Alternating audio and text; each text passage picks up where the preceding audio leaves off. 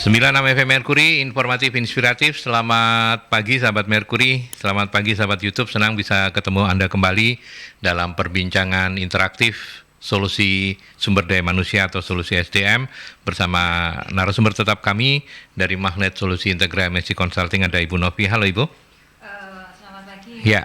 Salam sehat buat Mas Abdi, teman-teman dari Rutan dan juga sahabat Mercury dimanapun berada. Tolong jangan diasosiasikan sebagai rumah tahanan ya. Iya. Sejak awal saya sudah bilang Rutan. Oke, selain Bu Novi, seperti yang disampaikan oleh Bu Novi, ada Mas Dimas Rangga Saputra, Manager Human Capital, dan juga Mas Joko Santoso, Human Capital Development Supervisor ya, dari PT Putra Natur Utama atau yang lebih dikenal grup mereka adalah Rutan Group. Saya menyapa Mas Dimas. Selamat pagi Mas Dimas. Selamat pagi Mas Aldi. Ya, kabar baik, sehat. Alhamdulillah sehat. Seger ya kayaknya ya. Harus seger gitu ya. Harus seger gitu ya. Oke, dan selamat datang di perbincangan ini. Kemudian juga ada Mas Joko Santoso. Mas Joko, apa kabar? Alhamdulillah sehat Pak. Sehat, baik ya. Baik. Oke, baik. Nanti kita akan sebelum saya ke topik kita hari ini, seperti yang sudah saya informasikan sejak pagi untuk sahabat-sahabat Mercury yang mendengarkan melalui 96 FM, membangun SDM unggul di era revolusi industri 4.0 menuju society 5.0. Tapi sebelum itu saya kepoin dulu Rutan Group itu seperti apa, Mas Dimas. Mungkin singkat bicara bagaimana atau apa yang dijual oleh Rutan Group. Ya, yang pertama sebelum apa yang dijual sebenarnya Rutan tadi, supaya nggak salah dengan rumah tahanan ya. Nah, iya itu dia. Iya. Rutan itu sebenarnya dulunya adalah singkatan antara Ruhak dan Tan. Nama owner. Tan itu owners kita, Ruhak itu partnernya dulu, sehingga disebutnya Rutan. Ruhak dan Kawin Vincent, jadi ya. Rutan Betul, tadi. kolaborasi antara dua itu ya. Ya, karena PT-nya Putra Natur Utama tapi grupnya Rutan gitu. Betul, ya. Karena Rutan itu salah satu anak usaha kita yang paling tua lah ya, establishnya lebih panjang lah, usianya lebih panjang. Sekarang usianya di 80 tahun ya, tahun ini 80 tahun. Apanya ini? Usia perusahaannya. Usia perusahaan ya. 80 tahun. Foundingnya masih Founding ada? pertama Pak Tan sudah sekarang di generasi kedua dan ketiga.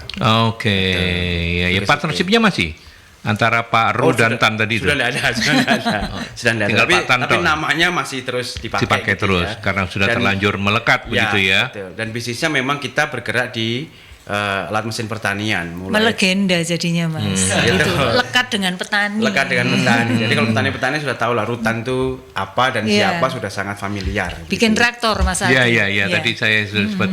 Jadi produknya memang alat-alat untuk pertanian ya. Betul. Mulai dari hulu sampai hilir ya. Betul sekali. Jadi kita E2Z lah, dan terbesar di Indonesia.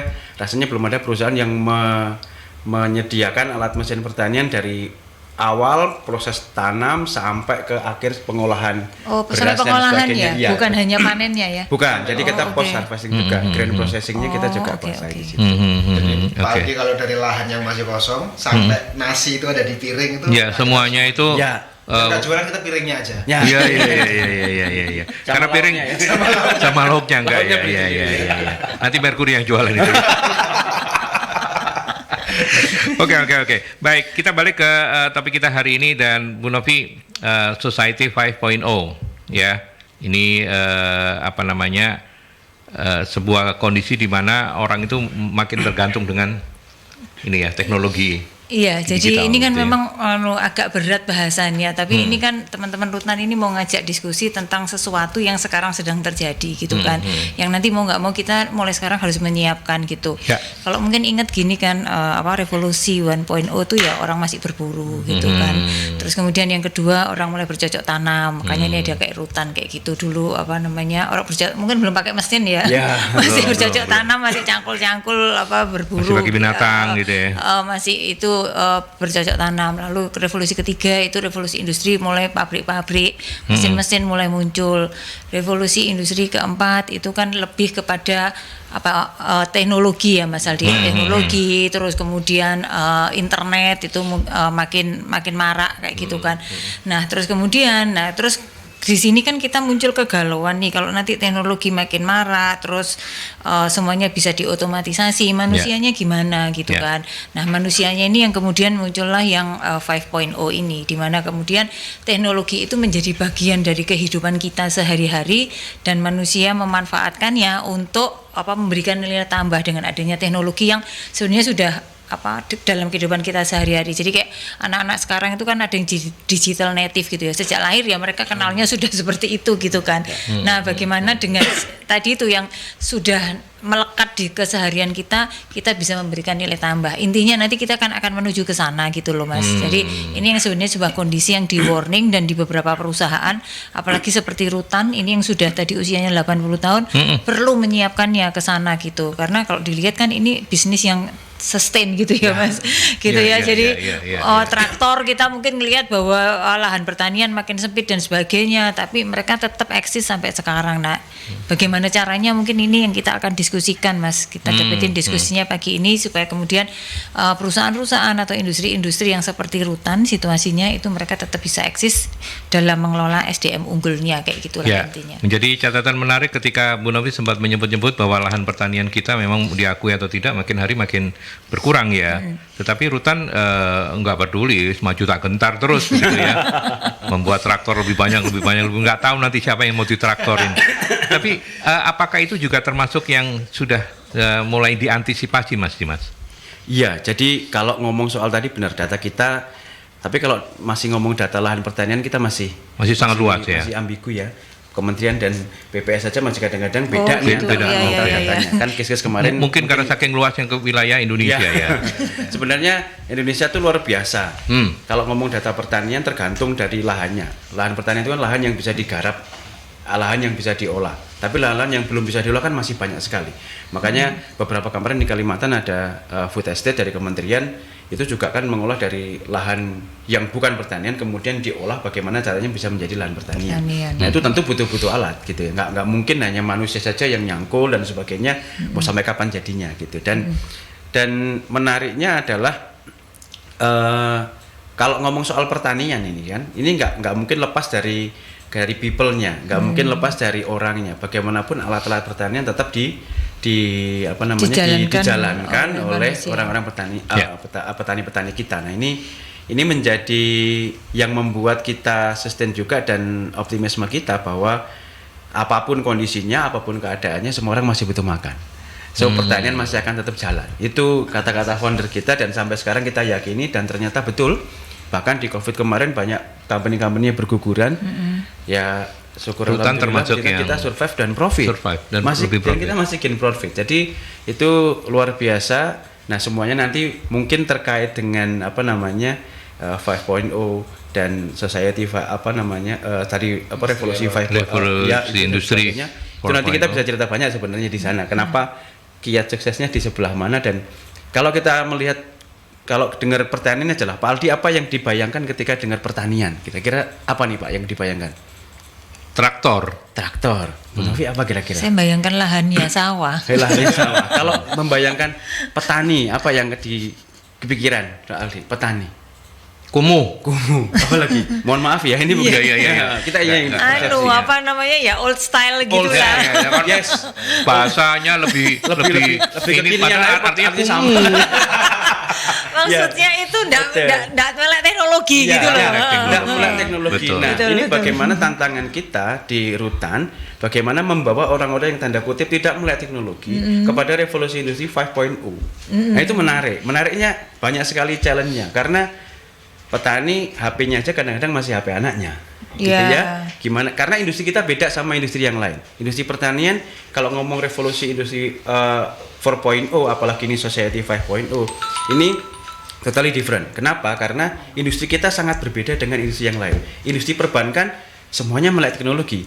Bapak punya M-banking dan sebagainya itu hal yang umum, apalagi muncul bank-bank digital. Tapi pertanian bagaimana? Nah, ini kita mendorong ke sananya luar biasa supaya petani-petani kita tidak hanya sebagai worker saja, tapi someday mereka juga harus dengan teknologi mereka harus bisa menikmati kedikdayaan pertanian Indonesia.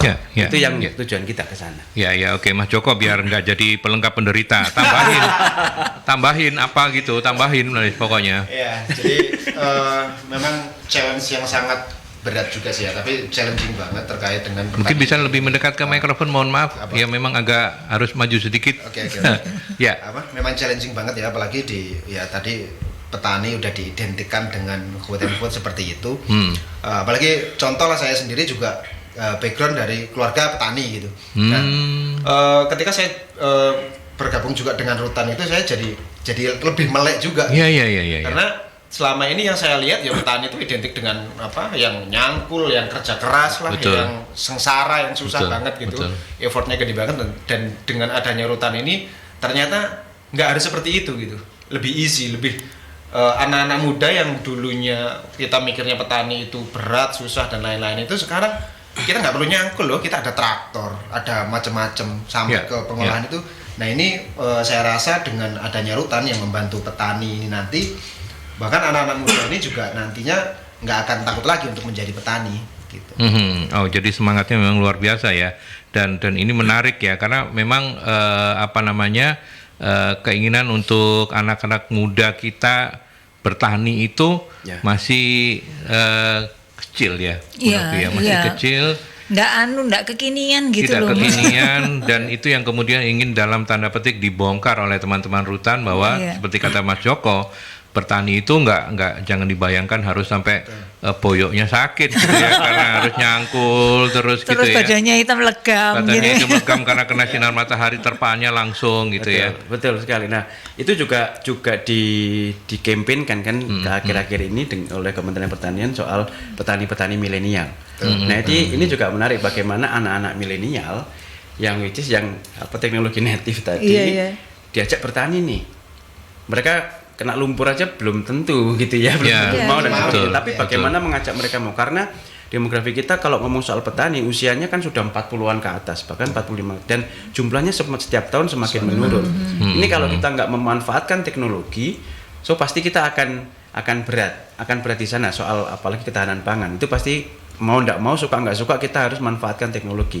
Tapi nanti bagaimana nih di sisi lain penggunanya petani nggak melek teknologi, anak-anak mudanya nggak mau terjun ke pertanian, tapi teknologinya ada nih. Nah, bagaimana kita bisa merangkul itu dan mendorong supaya mereka mau menggarap ini. Ini PR kita sebenarnya. PR kita. Satu yang pasti nanti akan para pejabat itu pasti akan berkunjung ke petani-petani ketika pemilu. Bu Novi yang akan menjawab. Kalau yang itu kenapa seperti itu? Mas Luki yang bisa. Bu Novi, dari apa yang disampaikan oleh Mas Dimas dan Mas Joko menarik ya. Artinya perusahaan-perusahaan sekarang itu, bahkan perusahaan yang bergerak di bidang yang jauh dari perkotaan pun sudah mulai memikirkan bagaimana sektor yang selama ini kita anggap jadi susah untuk diteknologikan itu mulai dipikirkan oleh teman-teman Rutan. Jadi tadi konteks atau backgroundnya ini kan ya, berarti ini adalah situasi atau kondisi di mana ini sebenarnya sebuah peluang gitu, dan buat Indonesia ini adalah potensi yang sangat besar menurut saya gitu. Dan teman-teman di Rutan ini berarti kalau kita kembali lagi kaitannya bahwa kita pagi ini kita diskusi SDM, maka peran teman-teman di Rutan dalam ini tadi mungkin misalnya R&D-nya itu harus kuat seperti itu kan. Terus kemudian riset pasarnya itu harus mengena gitu kan. Artinya tadi itu loh ini kan memang tadi itu konteks atau background ya Mas, di mana produknya Rutan akan dijual gitu kan. Nah, sekarang kita masuk ke Rutannya sendiri kan. Nah, di Rutannya sendiri ini kan berarti tadi itu loh fungsi teman-teman yang ada di research development, terus kemudian memahami konteks bisnisnya seperti ini, terus mungkin juga teman-teman yang karena kalau saya lihat kan misalnya ini jadi pengembangan produk kayak gitu ya, pengembangan produk. Terus mungkin kita mikirnya nggak hanya dijualnya di Indonesia saja Mas gitu kan. Karena saya tahu ternyata grupnya Rutan ini yang dia ini joint venture dengan perusahaan PMA Jepang gitu kan. Bahkan ada yang membawa investor dari Jepang untuk membuat mereka bikin pabrik di sini di Pasuruan sana. Itu yang ngajak itu Rutan gitu. Oh. Jadi PMA produksi alat pertanian yang dia investasi di sini itu atas rekomendasi lah dari inisiasi Rutan sehingga kemudian dia bisa di sini di mana produk-produknya dia akhirnya dikirimnya ke mancanegara setahu saya itu yang pernah diekspor gitu. Jadi diekspor ke mana-mana. Dan satu lagi jadi ini adalah pabriknya. Tetapi part atau komponennya itu juga berdiri di sekitar situ juga gitu loh Mas Aldi gitu. Ya. Seperti itu part atau komponen dari ini kan ini lapangan-lapangan kerja juga yang menunjang produksi traktornya. Salah satu pembicara yang pernah kita undang sebelumnya. Yang Mbak yang translator Jepang itu loh. Oh iya. Itu dia perusahaan yang mensupport tadi tuh yang joint venture-nya Rutan itu. Seperti itu gitu. Jadi teman-teman di sini kan berarti ini tadi pengembangan bisnisnya gitu ya. Meskipun ini pertanian ini kan sebenarnya potensinya sangat luar biasa. Pasarnya harus kemana, terus produk-produk development-nya. Nah, terus ya itu tadi menyesuaikan mungkin supaya kemudian orang-orang yang ada di pabriknya tadi itu punya sense tadi itu cara memadukan teknologi dengan orang yang kehidupannya sebagai petani itu kayak apa kayak gitu Mas. Ya. Menarik, nanti hari ini kita akan belajar banyak sahabat Merkuri ke Mas Dimas dan Mas Joko dari Rutan Group untuk bagaimana melakukan peralihan revolusi industri yang 4.0 menjadi society 5.0. Dan itu memang harus dimulai dari perusahaan seperti kata Bu Novi, karena bagaimana tidak kalau misalnya teman-teman di Rutan Group sendiri nggak paham betul arah perusahaan kemana, mana bisa mereka kemudian mentransfer knowledge-nya itu ke petani terutamanya gitu ya. Tapi nanti ya sabar dulu. Saya tahu Mas Dimas sudah mau ngomong terus. Sabar dulu Mas Dimas. Kita harus ke iklan dulu. Kita lanjutkan setelah pesan-pesan. Kita masih di Dialog Solusi SDM bersama Magnet Solusi Integra, MSI Consulting dan Mas Dimas serta Mas Joko dari Rutan Group. Dan bahasan kita juga masih sama. Hari ini seperti yang saya bilang sebelum break tadi, kita akan belajar banyak dari Mas Dimas dan Mas Joko. Bagaimana teman-teman di Rutan Group mencoba untuk memformulasikan, karena mereka ini ada di human capital division begitu ya, yang paling bertanggung jawab. Mas Dimas mungkin akan cerita bagaimana kalau di Rutan, karena kita tahu bahwa tidak mudah kan ya untuk mensosialisasikan arah-arah perusahaan, terutama ketika kaitannya dengan perkembangan teknologi ini, Mas Dimas. Betul. Sebenarnya kalau ngomong soal revolusi industri 5.0 dan pengembangan JSDM itu sebentar, itu mikrofon naikin aja ya. Oke. Kalau mau terkait dengan pengembangan SDM dan bagaimana kita manage SDM kita, people kita sebenarnya mau nggak mau suka nggak suka kita pasti akan melihat ke bisnisnya kita ya. Nah, bisnis kita ini tadi saya katakan di awal bahwa berbeda, akselerasi teknologinya berbeda dengan bisnis di industri yang lain, perbankan dan yang lain-lain itu sangat cepat gitu ya. Sedangkan kita tidak secepat itu. Sehingga ketika ada isu terkait revolusi 4.0 waktu itu di beberapa tahun sebelum COVID, itu kita sudah mencoba menganalisa bahwa sebenarnya 5.0 kita di mana sih? Gitu. Apa yang bisa kita lakukan di 5.0 dan kita bisa ngikutin zaman lah ya. Terus tapi ternyata kita menemukan bahwa industri kita nggak akan secepat itu. Awalnya asumsi kita begitu, tapi ternyata semesta berkehendak lain, COVID melanda dan sebagainya. Akhirnya mau nggak mau suka nggak. Kenapa COVID?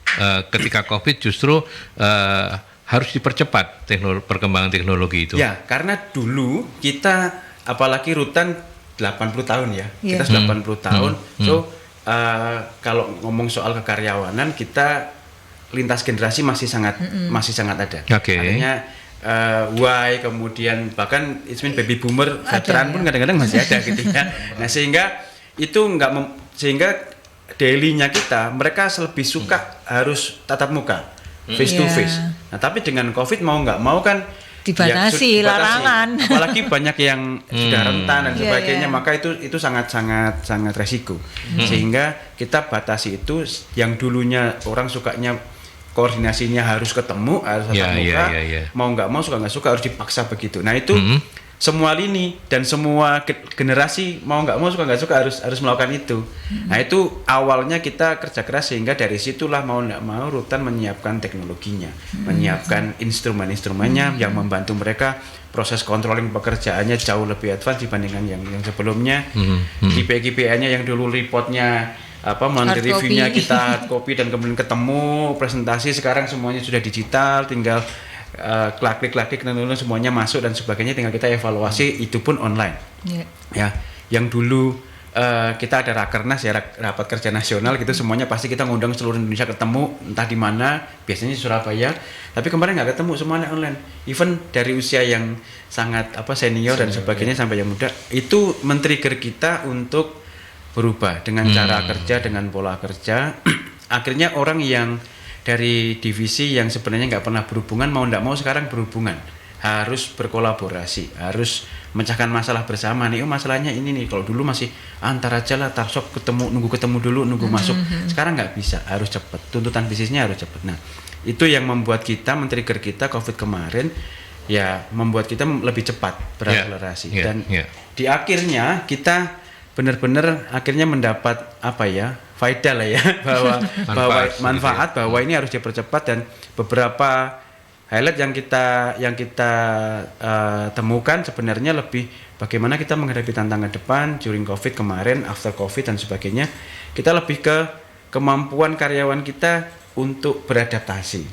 Jadi apapun teknologinya, jadi lebih ke adaptasi. Banyak company ngomong karyawan harus IT literasinya oke nih gitu. Kalau kita melihatnya bukan di IT literasinya oke, tetapi IT literasi ya susu aja nggak masalah gitu ya. Tetapi bagaimana kemampuan karyawan itu beradaptasi, melihat masalah, mengambil keputusan, itu yang penting dalam konteks 4.0 dan menyiapkan kita ke society 5.0.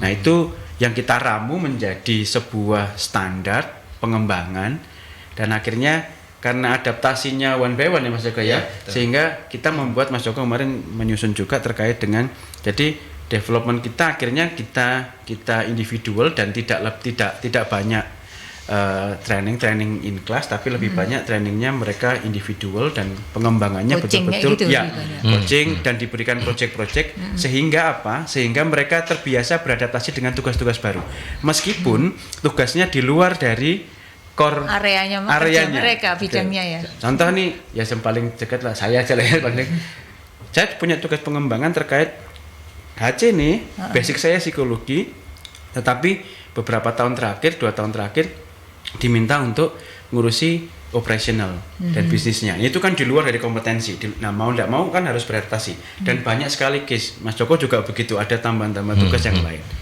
sehingga mendorong orang untuk beradaptasi, mempelajari hal baru, dan mau nggak mau, suka nggak suka, memang di luar dari zona nyamannya, sehingga itu yang akan menyiapkan kita ke persiapan bahkan ke society 5.0.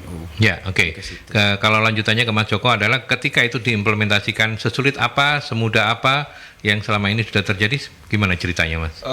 Jadi saya tambahin sedikit, karena salah satu strategi kemarin kita kan juga gandeng MSI gitu ya, kita mapping ya di manajer leaders kita itu kita mapping kompetensinya. Nah dari situ kita ukur gap kompetensinya ada di mana. Nah setelah itu baru kita benar-benar kita petani satu persatu, si A si B ini butuh pengembangannya apa, dan itu sangat personal sekali. Makanya yang dibilang Pak Dimas tadi sangat individual gitu ya. Nah, dari situ nanti kita akan si A ini butuh pengembangan di sini, meskipun tadi di luar areanya dia, tapi itu dibutuhkan oleh dia untuk pengembangannya, ya nggak masalah.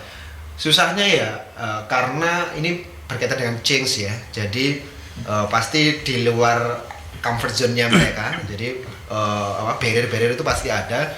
Nah, tetapi dengan solidnya tim HC juga bahwa dijelaskan gap kompetensi beliau itu di area sini dan pengembangannya harus seperti ini, ya pelan-pelan juga para leader-leader ini juga mengerti bahwa ini juga untuk kebutuhan secara pribadi juga, tapi juga untuk inline dengan kebutuhan bisnis. Itu ketika untuk mereka untuk manpower yang ada di divisi produksi ya. di semuanya. Jadi leader untuk di head office maupun di cabang kita lakukan assessment semua gitu. Jadi kan ketahuan si A, ini dari business sense-nya kurang nih. Nah, apa yang harus di develop dari kemampuan business sense-nya supaya bisa melihat peluang-peluang yang ke depan tuh rutan di area sini akan bisa ada market di sini atau ada pengembangan di sebelah sini. Nah, itu kita sangat individual sekali. Kalau dari leader ditransfer lagi ke bawahan-bawahannya, so far so good juga atau apa kendalanya? Kalau ataupun ada kendala apa, Mas? Kalau untuk ditransfer sampai ke level supervisor nanti ini kita juga udah mulai agendakan juga. Tetapi sekarang sifatnya baru based on penilaian dari leadernya tadi. Si anggotaku ini butuh pengembangan ini. Karena kan yang daily activity-nya benar-benar tahu itu atasannya. Nah, dari situ nanti di-report ke HC juga. Nanti kita akan siapkan development yang sifatnya juga personal berdasarkan dari saran dan assess dari atasannya tadi. Oke. Bu Novi yang ikut dalam proses mungkin bisa menambahkan. Ya, jadi masing-masing industri kan punya keunikan kekhasan gitu ya. Punya kekhasan atau keunikan gitu, dan tepat sekali memang bahwa pengembangan saat sekarang untuk SDM itu nggak bisa dikebiah-uyah gitu, Mas Aldi gitu ya. Kalau dulu kan kita itu mungkin melakukan TNA gitu ya. Sak perusahaan itu sama semua gitu kan. TNA itu training need analysis, jadi ini kebutuhannya ini misalnya leadership lah, terus customer service itu kayaknya sama semua gitu kan. Nah, ketika kemarin terjadi pandemi itu memang nggak bisa dikebiah-uyah gitu, benar-benar harus kita ini mau kemananya itu harus clear pokoknya ya. Betul. Mau kemananya itu harus clear, terus kemudian saat sekarang kita itu di mana itu harus clear gitu, Mas. Nah, kemarin yang dilakukan rutan adalah mereka sedang mengidentifikasi kita ini sedang di mana artinya bukan hanya ngelihat waktunya dari segi dimensi waktu, tetapi SDM kita, terutama leader-leadernya itu saat sekarang itu dalam kondisi seperti apa, sesiap apa mereka akan ke depan gitu ya, bisa jalan bareng dengan kita ini ke depan gitu kan, seperti itu. Nah, itu yang kemarin yang dilakukan adalah mengidentifikasi terutama ini karena ini leader gitu ya, jadi kemampuan kayak leadershipnya itu yang benar-benar difokuskan, dan juga ada lagi yang ini yang mau nggak mau nih istilahnya business acumen-nya lah, kayak gitulah, ini pokoknya sense of business-nya lah kayak gitu. Itu yang kemarin benar-benar ditekankan, karena dari situ kita akan mau melihat bahwa ini harus seperti apa gitu, karena ini tadi industrinya karena sangat lama. Juga ada beberapa personal yang misalnya di area-area yang mungkin tidak dekat dengan kantor pusat head office, itu masih jauh dari sentuhan mungkin kayak gitu kan.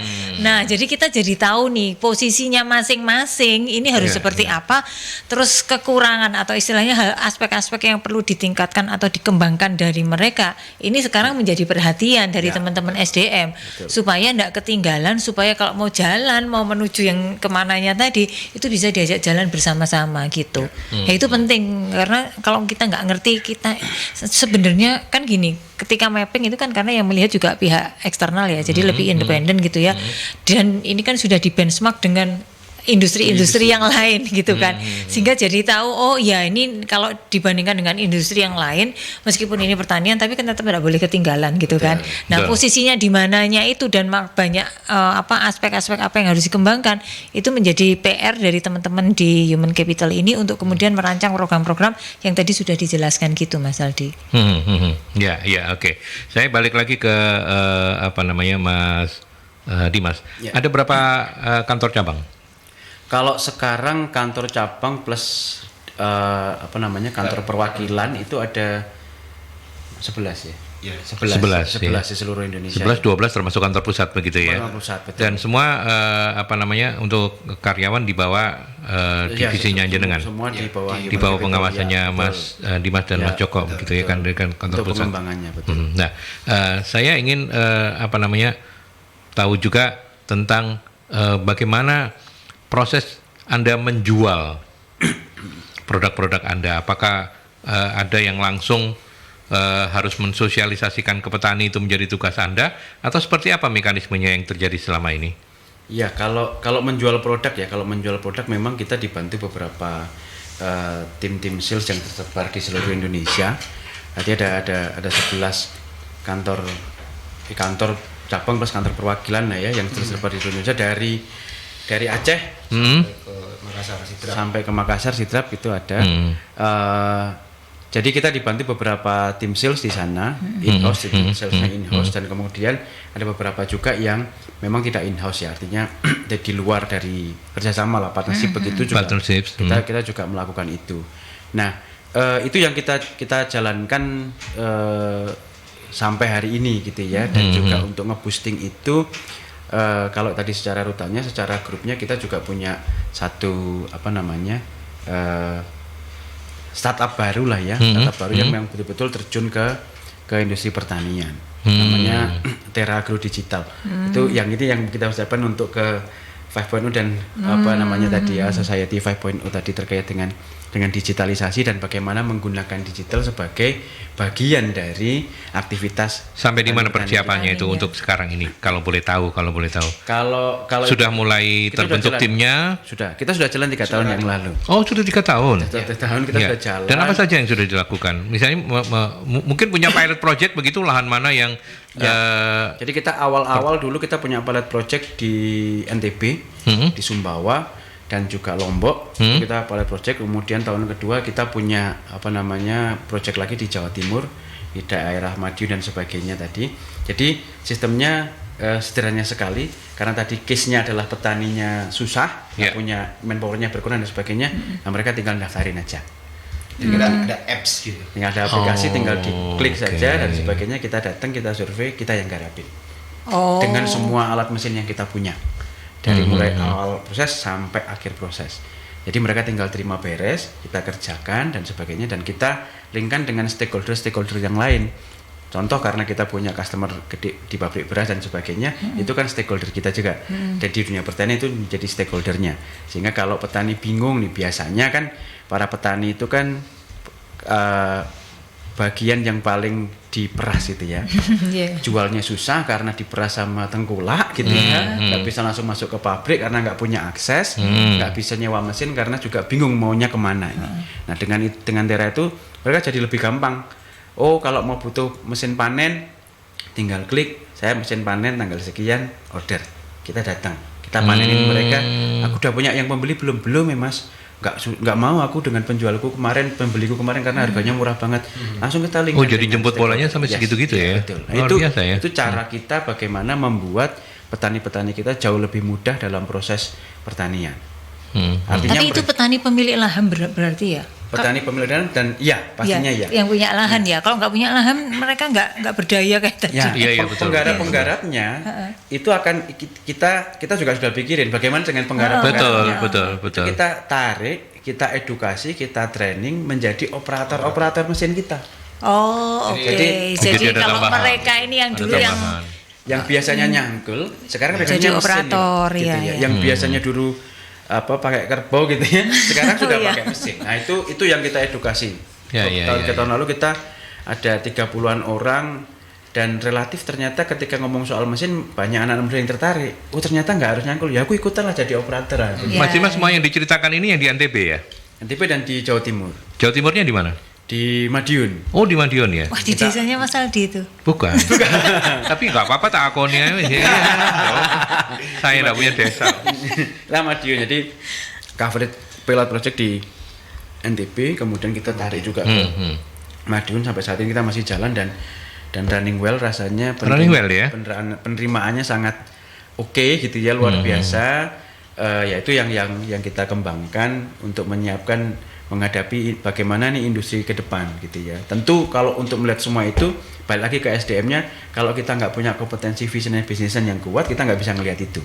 Makanya itu yang betul-betul mau kita kencengin pertajam ke tim yang ada di seluruh karyawan kita, supaya ide-ide semacam itu melihat bisnis bukan hanya ngelihat operation aja setiap hari, tapi nggak tahu nih aku tuh ngomong ngapain sih gitu. Kalau itu ditangani oleh tim apa? Maksudnya di bawah divisi apa? Sales, bisnis atau pengembangan bisnis, atau yang sampai ke petani-petani itu mengajari operator, jadi operator apa? Ya, itu sebenarnya bagian di HC juga sebenarnya, tapi di corporate kita lebih ke di corporate-nya, dan Makanya ada penugasan-penugasan dari Corpecot. Makanya tadi itu yang saya pegang kemarin, yang saya tanya tadi. Saya di HC disuruh megang apa namanya tadi ngelit project itu.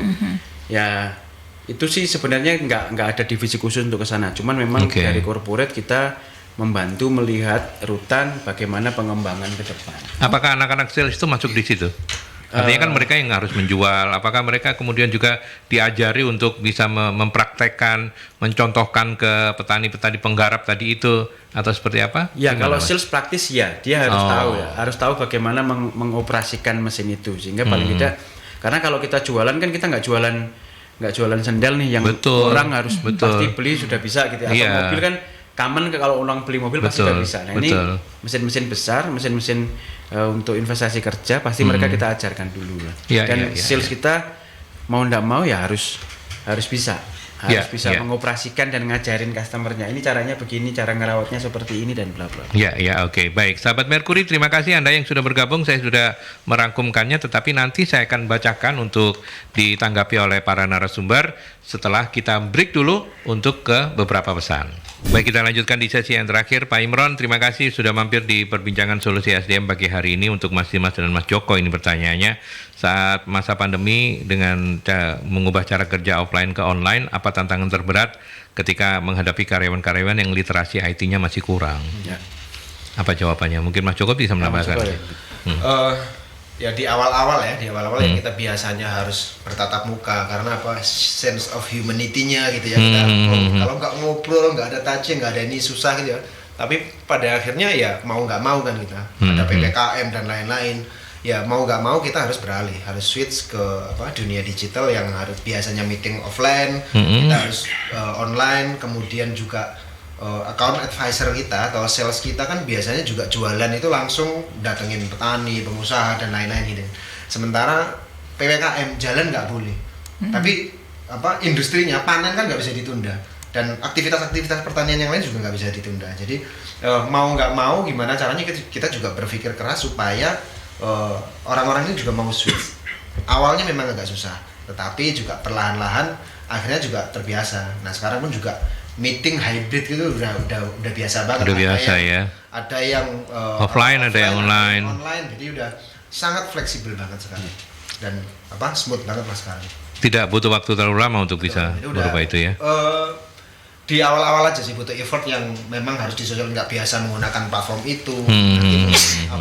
Antara yang dijelaskan juga di penerimaannya itu juga berbeda. Tapi itu di proses di awal-awal transisi akhirnya lama-kelamaan juga udah jadi habit dan ya sekarang udah sangat biasa sih. Ya oke. Untuk Pak Imron nanti juga dikomentari Mas Dimas, tapi saya tambah dengan pertanyaan Mas Bagus yang kepo. Tadi dibilang masa pandemi bertambah naik pendapatan. Apa yang membuat pendapatan justru naik? Kok bisa katanya? Kok nggak percaya sih Pak? Pak Bagus, terima kasih banyak pertanyaannya. Ya ini menarik. Yang pertama tadi saya jawab yang pertama terkait dengan tadi gimana caranya mendorong mereka untuk bisa persiapan online dan sebagainya. Kuncinya cuma satu sebenarnya. Mereka jangan dikasih pilihan. Karena kalau masih bisa memilih, aku mending milih tetap ketemu aja. Jadi kuncinya cuma satu, membangun habit. Ya jangan dikasih pilihan. Suka nggak suka, mau nggak mau jalanin nih. Satu-satunya jalan cuma ini. Kalau mau koordinasi sama anak buahmu, jalan satu-satunya cuma ini. Mau ngontrol anak buahmu, jalan satu-satunya cuma ini. Itu perspektif kami ya. Mau lintas generasi apapun, meskipun berdarah-darah ya, meskipun mereka kadang-kadang marah-marah ya, kadang-kadang wah ngambuk mas jangan kayak gini dan sebagainya ya, mau nggak mau, suka nggak suka, akhirnya itu. Kalau itu perspektif kita yang pertama. Yang kedua tadi pertanyaan menarik, di pandemi kok kenapa pendapatannya bisa naik? Jadi kok bisa katanya? Naik ya, menarik Pak. Ini dunianya pertanian kita. Pertanian itu meskipun COVID di sawah masih ada orang. Kalau pertanian kita berhenti, Bapak pas WFH kemarin nggak makan dong. Nggak makan. Jadi PPKM itu nggak berlaku ya untuk orang-orang di sawah-sawah sana ya? Jujur aja iya. Karena mereka imunitasnya paling kuat dong. Karena setiap hari terpapar panas. Mereka nggak perlu vitamin D dan segala macam langsung dari sawah di sawah nggak berkumur, jadi mereka nggak perlu. Dan itu masih jalan. Dan kenapa masih naik dan kemudian profit? Karena ya pasti dengan ini yang kita sadari juga terkait dengan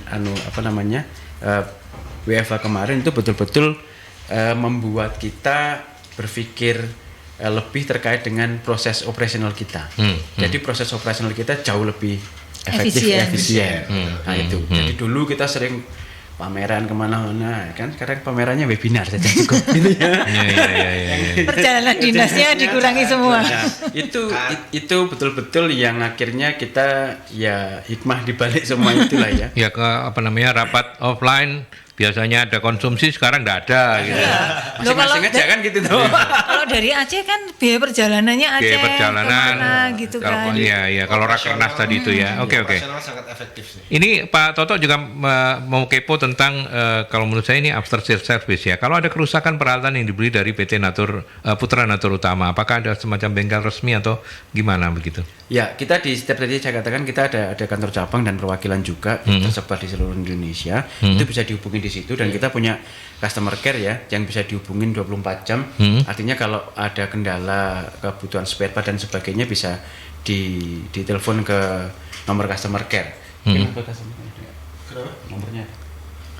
Customer care-nya berapa? Sambil dicari customer Di care-nya. beberapa wilayah atau mungkin sentralisasi yang di kantor yang di Surabaya, yang jalan apa ikan dorang itu ya? Ya, kalau customer care total kita membawa semua nasional ya. Tapi kalau Bapak tadi ada di Medan, kita punya ada kantor Medan, perwakilan kita ada di Aceh, kemudian di Palembang, Lampung, Jakarta, Surabaya, Banjarbaru di Kalimantan. Kemudian kita juga punya di Semarang, terus di Makassar gitu ya, dan beberapa kota-kota lainnya di Subang kita juga ada. Tapi intinya after sales service ada di masing-masing cabang ya, Ya, gitu betul, ya kira-kiranya ya. Saya tambahin sedikit, kalau terkait dengan after sales service itu juga jadi sangat concernnya PT Rutan. Ya. Artinya kita punya expertise yang benar-benar expert ya. Jadi kita punya teknisi-teknisi yang sangat handal, yang bisa mensupport terkait dengan produk-produk investasi yang dibeli di Rutan gitu. Dan selain itu juga terkait dengan spare part, jangan khawatir juga bahwa di kita selalu ready gitu. Apalagi untuk yang fast movingnya gitu, kita pasti sangat bisa support untuk menyediakan lah di situ. ya. Betul. Iya. Oke, ini ada Pak Riyadi yang menanyakan juga bagaimana menjembatani. Bu Novi sabar ya, nanti. Oh enggak apa-apa. Iya. Ini kan kita mengundang tamu-tamu yang kita harus eksplorasi Mas Adi. Betul. Bagaimana menjembatani pertanyaan Pak Riyadi gap teknologi antar generasi? Karena kan ini butuh waktu untuk membiasakan. Tidak mudah, karena tidak semua suka dengan perubahan. Ya, jadi kalau ngomong soal generasi dan perubahan yang kita pegang dari HC itu, kita prinsipnya begini. Ikan busuk itu kan dari kepalanya. Jadi kalau kita mau bikin perubahan, tentu kepalanya kita harus Dimas gitu ya. Bukan saya kalau Berarti Mas Dimas busuk dong. Kita harus mulai dari kepalanya dulu, Pak. Ya. Karena leader harus show the way ya. Caranya seperti apa mereka harus contohin. Jadi kalau komunitas generasi, kalau ada karyawan yang sudah senior dan sebagainya, wah aku susah dan sebagainya, wah atasanmu aja ngasih contoh begitu, sehingga kan mau nggak mau dia juga sudah dicontohkan, oh emang caranya seperti itu, atasanku aja mau jalanin, kenapa aku enggak. Nah jadi ngatasinya seperti itu terkait dengan softnya, yang hardnya ya pasti kita melakukan pendampingan ya ke mereka. Pendampingan ya. Kita siapkan divisi IT kita, tidak hanya waktu itu awal-awal keras itu divisi IT bekerja bagaimana mendampingi, ngajari orang yang nggak biasa pakai Zoom. Tapi jujur ini kan tidak semudah yang dibicarakan hari ini ya. Ya. Itu ada proses. Kita kan sudah melewati, jadi enak aja ngomongnya kan. Betul. Nggak, kita kayak yang ingin belajar kan justru itu, bahwa jangan untuk sahabat-sahabat Mercury yang sedang mendengarkan dan menonton melalui kanal YouTube-nya Mercury, jangan dibayangkan bahwa ini teman-teman di Mas Dimas dan Mas Joko itu bisa tidur nyenyak ketika itu gitu kan. Makanya untungnya Pak Aldi ngundang sekarang. Kalau Ya, ngundang kalau- 2 tahun yang lalu beda lagi ceritanya. Kalau kita udah juga 2 tahun yang lalu, kita nggak mau datang. nggak mau datang. paling datang cuma nangis. Wah, angel Mas. Udah tidur cuma sekian jam nih Pak Aldi. Makanya diundangnya sekarang kita enak aja ceritanya. Kalau sekarang kita enak, kalau sekarang enak memang ya. Tapi itulah kira-kira gambarannya gitu ya, gambarannya untuk Pak Riyadi. Kemudian yang terakhir ini ada Mbak Emma. Di luar negeri penggunaan teknologi di dunia pertanian menjadi hal yang biasa, malah teknologi yang digunakan sangat maju dan memudahkan petani. Kapan Indonesia bisa seperti itu? Seperti panen lebih mudah, hasil lebih besar? Apa karena tadi juga dibilang para petani aja banyak yang menggunakan teknologi jadul seperti HP. Ini kan PR besar untuk mewujudkan swasembada pangan. Sebenarnya diskusi kita sudah menjawab itu, Bu Emma. Tadi disampaikan juga bahkan yang paling yang paling kecil mereka siapa yang punya lahan nggak mau garap, Iya. garap sama Mas Dimas sama ini gitu ya. betul. Nanti ngajak Bu Novita mau garap. Dion atau gimana? boleh. Bagian apa Bu Novita? Bagian cuap-cuap. Itu tugas saya yo. Oh, Soalnya iya, kalau iya, Bu iya. Novi jadi operator, bayarnya paling mahal ya. Nah, ini dia bisa bangkrut tadi. Ya. Tapi kira-kira mungkin mau dijawab silakan untuk Bu Emma. Kalau di luar negeri memang itu Ya. memang biasa. Memang di luar negeri biasa. Kenapa? Karena semua sistem, semua kebijakan itu mendukung itu. Itu bisa bagi contoh, let's say Jepang aja lah. Sebenarnya Jepang itu kan lahannya nggak begitu gede dibandingin punya Indonesia gitu. Iya, Tapi Indonesia, kenapa pertanyaan bisa sangat maju? Karena semuanya didesain, semuanya by design. Kalau petani kita yang sekarang lahan-lahan yang kita punya itu kan bukan by design, itu kan by karena ya insidental alamnya begitu Iya, gitu. iya. Nah kita makanya ada food estate itu kan sebenarnya mau arahnya by design, By design. sehingga bisa dijadwal, di schedule tanamnya apa, bulan apa, mesinnya apa, caranya bagaimana supaya clear. Jadi terkait dengan hama dan yang lain-lain itu masalah bisa solve. Nah kita nggak bisa menuju ke sana pasti perlu usaha yang jauh lebih keras ya, tapi yakin saja bahwa sebenarnya kalau ngomong teknologi Indonesia itu sudah punya teknologinya, jadi nggak usah khawatir. Kita Rutan menyediakan semua teknologinya dari awal sampai akhir, jadi nggak usah hulu khawatir. sampai hilir begitu Tinggal ya. bagaimana apakah ini bisa dipakai, digunakan, diutilisasi atau tidak. Nah caranya tadi ya dengan Terra tadi mengutilisasinya. Terra Agrodigital membantu petani untuk bisa mengutilisasi semua mesin-mesin itu, memanfaatkan teknologi untuk mengolah pertanian kita sehingga sama dan kita bisa mencapai impian kita swasembada pangan. Ya, kalau dibilang sampai hari ini sudah berapa persen dari target yang tadi sudah ada pilot projectnya di NTB, kemudian kalau Jawa Timur di kawasan Madiun. Nah ini kan sudah berapa persen dari targetnya Rutan sendiri untuk bisa melakukan mekanisasi pertanian di Indonesia? Iya, kalau Masih kecil sekali kah? ngomong soal target ya kalau dibandingkan semua luas lahan pertanian pasti masih kecil ya. Masih kecil ya. Tapi sebagai gambaran saja di tahun pertama kita kemarin di tengah pandemi kita bisa membantu petani itu seluas 1.300 hektar. 1.300 hektar itu kalau dibikin lapangan bola lumayan ya. Itu di Jawa atau? Di Jawa. Oke. Kemudian tahun ini kita punya target 4.000 hektar, jadi naik berkali-kali lipat karena kita yakin optimis bahwa Dengan cakupan wilayah yang lebih luas, bukan cuma Madiun dong? Ya. sama cakupan luasnya sama. Masih Oh. Madiun itu Areanya. kantor perwakilan kita, tapi Oh. kita membawahi ada beberapa melingkupi kayak Sragen, kemudian Iya. Blora dan Artinya lain-lain. Madiun Sekitar Greater lah ya. Radius Madiun radius. Greater gitu ya. Yes, betul. Itu target kita di tahun ini ada 4.000 Hektar. Ya, jadi harapannya kita dari 1 tahun aja progresnya jumpingnya sudah bukan cuma 10-20%, tapi ratusan persen gitu. persen. Harapannya tahun-tahun berikutnya kita jauh ke sana. Nah, tinggal ini bagaimana kita juga pengen, dan timnya Terra ini anak-anak muda semua, dan kita nggak banyak, cuma 10 orang. Oh, oke. Untuk mendapatkan Kalau total karyawan seluruh Rutan ada berapa? Iya, 400 400-an sekian. 400 termasuk nih yang di cabang itu ya. Iya. Ya, 435 something. Tapi think tanknya 10 orang tadi itu. itu untuk yang di khusus Terra. untuk Untuk penetrasi yang- iya. Yang Nah, unit bisnis baru tadi itu loh Mas. Iya. Itu 10 orang. 10 orang itu. Jadi ke depan kita pasti masih optimis bahwa kita bisa membantu petani lebih banyak lagi. Iya. Gitu ya. Dan harapannya juga dengan penerimaan para petani dan edukasi terus menerus tentu petani akan jauh lebih dimudahkan supaya ketahanan pangan kita tuh betul-betul bisa terwujud gitu ya untuk di kemudian hari. Rasanya itu sih Pak. Ya, kalau saya nanya yang agak filosofis sedikit, ada harapan nggak terhadap pemerintah, CQ mungkin Kementerian Pertanian untuk bisa membuat Anda menjadi melangkah lebih mudah? Harapan ya, kalau Harapannya kan misalnya ya harusnya pemerintah lebih menggiatkan sosialisasi mekanisasi pertanian misalnya. ya, Oke, sebenarnya juga dari pemerintah sudah sangat support juga ya terkait dengan di mekanisasi pertanian karena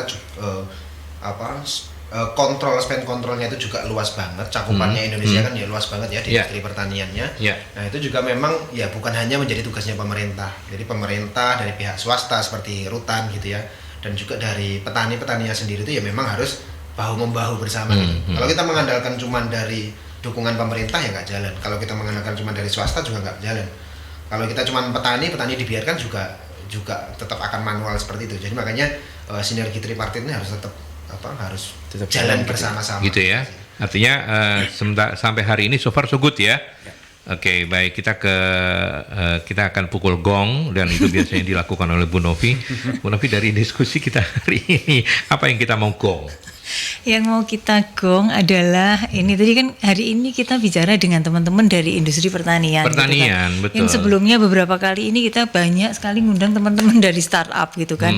Ya sesuatu yang mungkin kalau bisa ini kayak kontroversi gitu ya. Jadi kayak dikotomi dari satu sisi ke sisi yang lain gitu.